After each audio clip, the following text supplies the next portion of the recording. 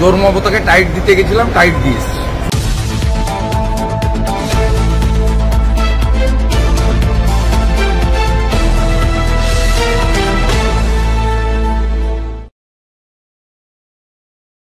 আমি উনি কোথায় যাবেন না যাবেন আমি তো মুখ করতে, কেন যাবেন না তাকে এক দেশ এক ভোট যে বৈঠক হয়েছে তাদের উনাকে নিয়ে আমরাও তো চিন্তিত নই, আপনারা চিন্তিত।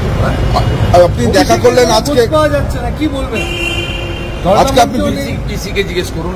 আজকে আপনি বিভিন্ন কেন্দ্রীয় শাসন, আমি দিল্লিতে যা বলার বলে এসেছি ভাই, আমি এখানে বলবো না। চোর মমতাকে টাইট দিতে গেছিলাম, টাইট দিয়েছি। অর্জুন সিং নিয়ে যে তালমানা চলছে, কি বলবেন? অর্জুন সিংকে তো আজকেও সোমনাথ শ্যাম, সুবোধ অধিকারী কটাক্ষ করেছে, দলে অসম্মানিত হচ্ছেন অর্জুন সিং।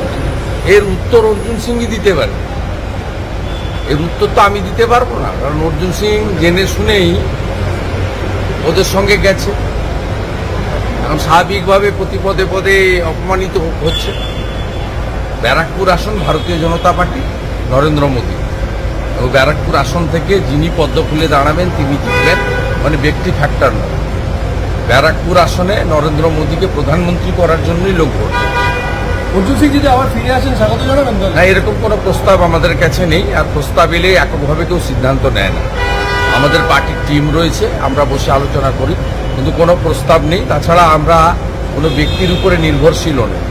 ওখানে আমাদের পার্টির কার্যকর্তারা গত 2 বছর অনেক মেহনত করে কাজ করে সংগঠনকে দাঁড় করিয়েছেন, এবং সেই সংগঠনই আগামী দিনে নরেন্দ্র মোদীকে সামনে রেখে নির্বাচন করবে।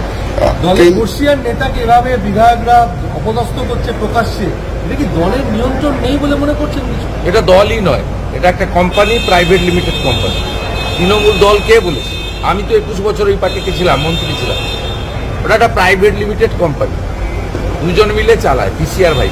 ইলেকশন কমিটিতে মিঠুন চক্রবর্তীর নাম নেই, আপনি খুঁজতে যান, পিসি জানে ভাইপো কোথায় আছে। ইলেকশন কমিটিতে আপনাদের যে ইলেকশন কমিটি হয়েছে রাজ্যের ক্ষেত্রে, আমাদের আভ্যন্তরীণ ব্যাপার, আপনাদের নাম আপনি স্যার প্লিজ।